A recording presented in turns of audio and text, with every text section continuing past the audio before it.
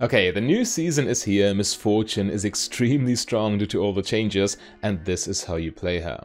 As we all know, Miss Fortune is very flexible in terms of itemization, which means that she can always take advantage of whatever items are overperforming in any given meta. And Riot did something massive to lethality items. Not only do we have a bunch of new lethality item options, but lots of old items also got reworked, so there's plenty to choose from. But this is not even the best part. The very mechanics of how the lethality stat works got overhauled. Before this season, lethality as a stat provided you with flat armor pen, scaling with your champion level. This was in place to prevent AD assassins from snowballing too hard, nerfing their armor pen early game. However, now lethality is literally equal to flat armor pen, which means that an item that provides 18 lethality now gives you 18 flat pen at all levels. And since most lethality items still give 18 points of lethality just like before, this change by itself is already a massive buff for lethality users. So, to no one's surprise at all, Miss Fortune is now taking full advantage of these lethality changes in Season 14. Of course, the options are still plenty, but I will show you exactly what to build before then showing you how to put the build to use with real in-game examples. However, keep in mind that playing optimal builds and knowing how your champion works is only one part of the equation. There's lots more when it comes to excelling at League of Legends, and honestly, for many players, the sheer volume of things to learn can be quite overwhelming. But this is where my sponsors from SoloQ Solution come in. SoloQ Solution is the name of an extremely high-quality coaching company, and they have challenger coaches for all 5 roles. If you want Season 14 to be the season where you finally break the high elo barrier, the coaching program might be just the thing you need. SoloQ Solution guarantees you that you reach at least Diamond after you've taken their program. The coach who will work with you in one-on-one sessions will create a lesson plan hand-tailored to your needs, so you will see rapid improvements right away. If you are one of those hardcore players who really take climbing seriously, check out the description. You will find extra information there, as well as a link where you can book your first session. With that being said, let's start with the optimal Miss Fortune rune page. Well, one more caveat. Miss Fortune, being as flexible as she is, can work with a number of rune pages, but this one has stood the test of time and is most commonly used by high elo Miss Fortune mains.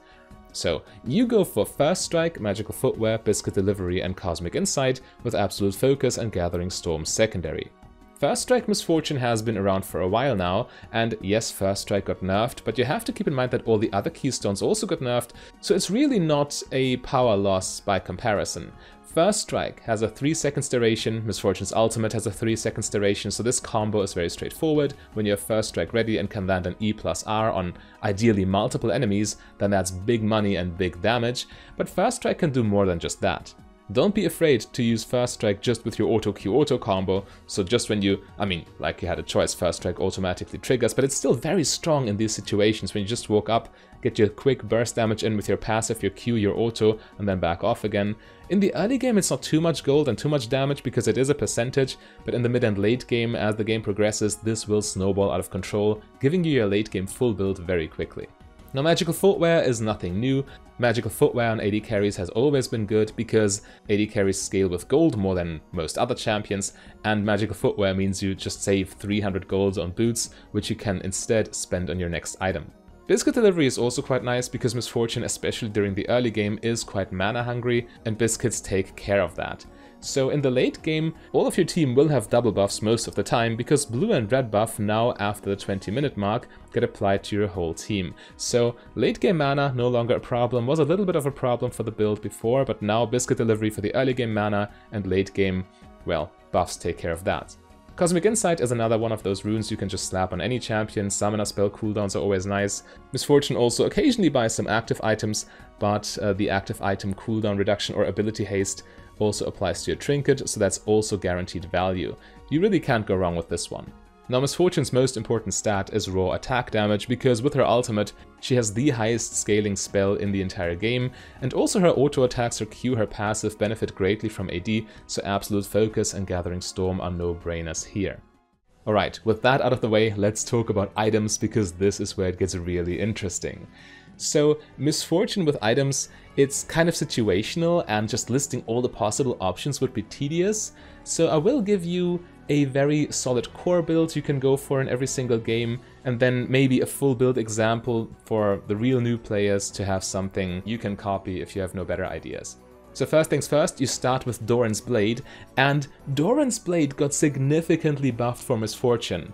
Keep in mind, Omnivamp is now just lifesteal, which for many champions might be considered a nerf. For example, for Kai'Sa, she really liked the Omnivamp.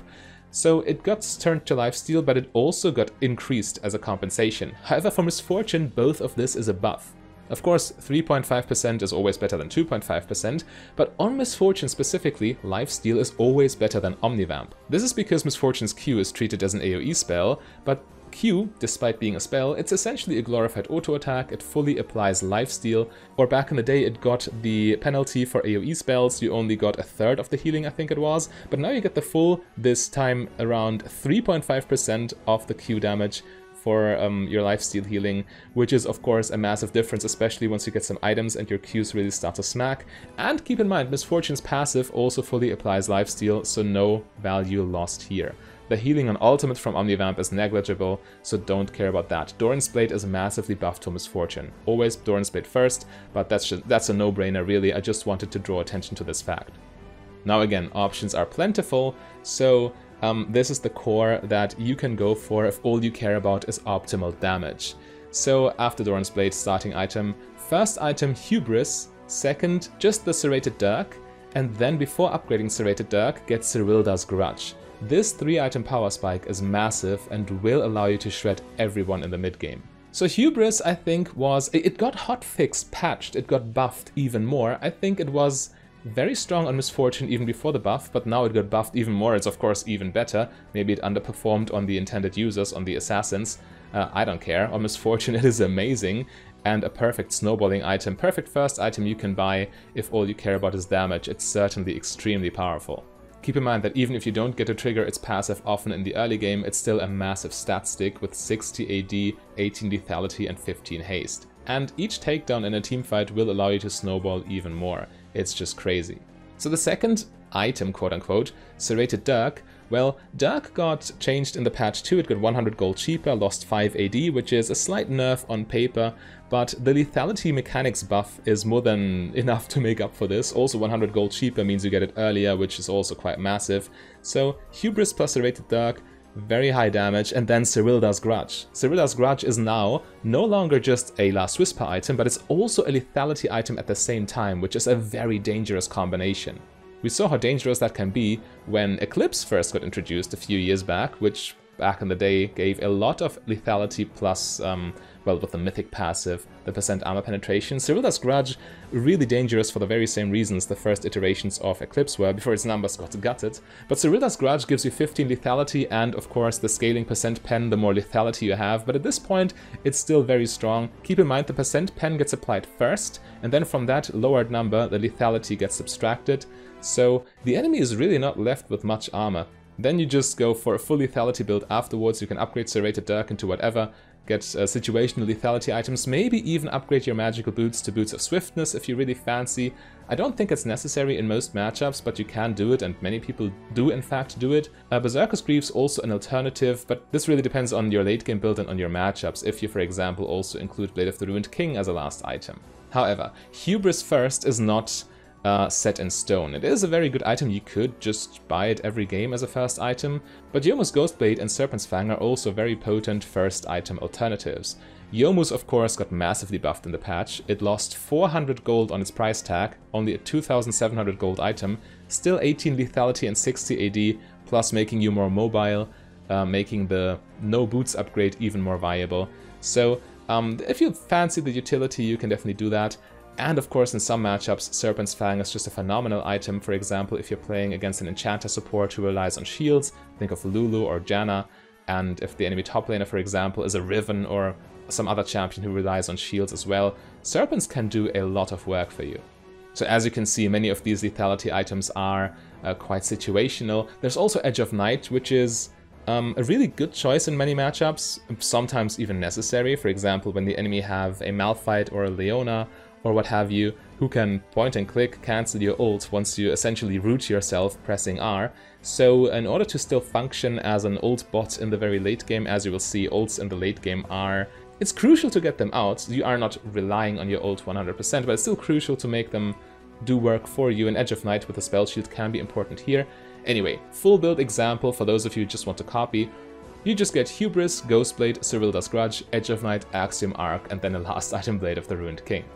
You could go another lethality item instead of Blade of the Ruined King, but then you would operate on 0% lifesteal, which can be a little bit iffy, especially when you take Baron or the likes. And also in the late game, enemies have a lot of health, and also, well, tanks might be a problem. So Blade of the Ruined King certainly a solid choice, but other items are of course viable in that slot. Anyway, lethality is very strong on Misfortune, and which item you need exactly. There are optimizations for matchups, of course, but this you will learn over time. Let's now jump right into the analysis. The very first thing you do, of course, is fist bump your support. And never mind the floating hands. Okay, but on a serious note, Misfortune is a phenomenal lane champion because of her immense burst damage, which leads to a lot of pressure in lane. You also don't really have to get close, you can stand from afar. Of course, it's important to note when you play an early game bully, you still need to know when to go in. And on Misfortune, you don't really go in too much, except for if your support goes in. For the most part, you'll just play around these Q bounces right here. As you can see, Janna takes a ton of damage. This works because Misfortune's Q has much bigger range than what most AD carries can do to you from a safe distance. You don't need to actually get yourself in a risky position if you can get damage for free. This is precisely how Misfortune generates an advantage in lane, but again, you are strong early game, which does not mean you have to be in their face all the time, especially when the support roams, or in general, in this season bot lane is so gankable, junglers will come all the time, and Misfortune is immobile, so you need to make use of that extended range the Q bounces give you. It's always good for you if you can deal damage to them and they can deal no damage back in return, and this doesn't change if you're 1v2 or 2v2. In a 2v2 it might more often happen that your support finds an opening on which you can then fully follow up, but in the 1v2 when your support roams, you have to play passive anyway. You have to find that careful balance between making the enemy feel your presence and not putting yourself at risk. Here, for example, Misfortune engages in the 1v2 because she knows it won't be a 1v2 for long. In the 2v2, Misfortune is so much stronger than enemies who need to scale like Zeri plus Janna, so she can go a little bit risky, especially since, again, in the new season, the jungle changed, the new gank path is there, and this sets up the enemy perfectly for your Viego in this situation, forcing out the summoner spells. Again, it's not about killing the enemy every time with a gank, but also just getting a summoner goes a long way. And in this case, blue team gets a lot of mileage because Bel'Veth joins the fight as well, which allows Viego to re-engage since Zeri and Janna are no longer retreating. And here Misfortune can really shine with her crazy burst damage early game. Laugh tap plus Q, it is so much damage. Janna no flash because she used it earlier, so she will go down in this situation. On Misfortune, you need to be reactive when the situation calls for it. So when your teammates arrive, you go in, and when your teammates are roaming, you play safe while still applying pressure from range. However, we all know Misfortune, and what we really play this champion for is the level 6 power spike.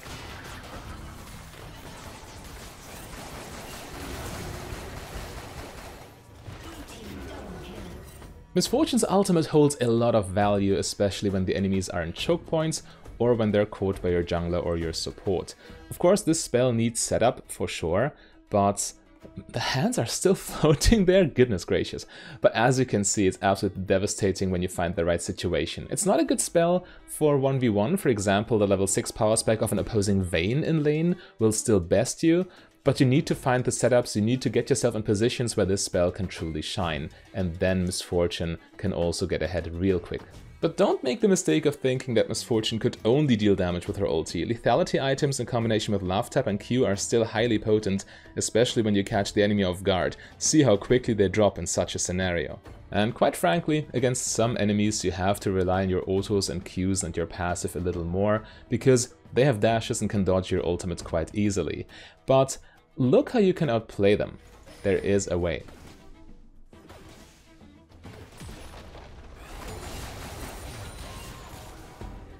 No mobility spell in the game has a cooldown of less than 3 seconds, not even Kassadin's, so Misfortune here knows he will go for the cannon minion. Of course, this is a prediction, so yeah, she expects him to go in, which works out for her in this case, which means he's a sitting duck taking wave after wave of MissFortune's ultimate. This maneuver is especially important in the Ezreal matchup, because you can't really touch Ezreal under normal circumstances, but if you bait out his E, you can then ult him freely and there's nothing you can do about it. It's a very crucial aspect in any matchup against a champion with a dash or a blink. So the lane phase is a strong point for MissFortune in any game, but mid-game teamfights is where lethality builds truly shine.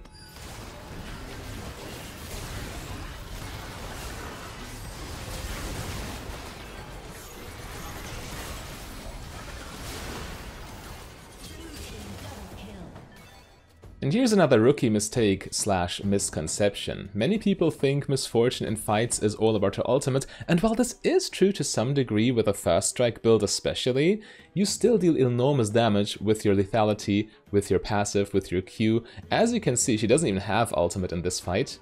But the Qs and autos are still doing a number, especially to squishy targets like Zeri, or to any squishy target really. The enemy, even enemy tanks, should there be in the team composition, don't have tank items yet. This is the point in the game where lethality is at its best.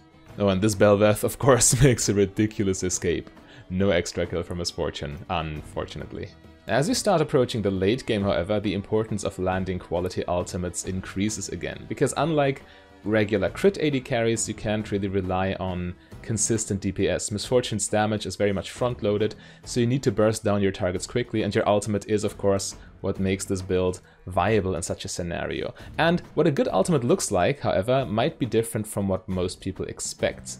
As you can see, MissFortune gets in position. She will only get a few waves of her ult off, but look at the value. It's already enough to finish off the low health enemies, and just a little bit of chip damage is enough for then for your auto Q auto, your passive with lethality to do the rest. Now, if you want to see a full gameplay video of this MissFortune style with educational live commentary, well, click the link on your screen right there.